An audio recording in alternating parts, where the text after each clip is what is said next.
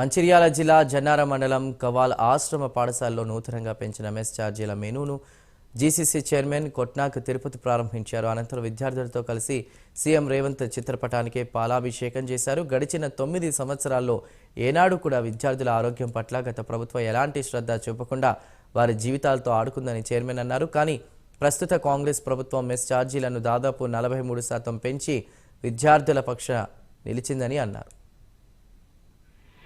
దేశంలోని కనివిని ఎరగని రీతిలో విద్యార్థులకందరికీ కూడా మెస్ ఛార్జెస్ మరియు కాస్మోటిక్ ఛార్జెస్ పెంచిన ఏకైక ప్రభుత్వం తెలంగాణ రాష్ట్రంలో మా గౌరవ ముఖ్యమంత్రి వర్యులు తీసుకోవడం జరిగింది.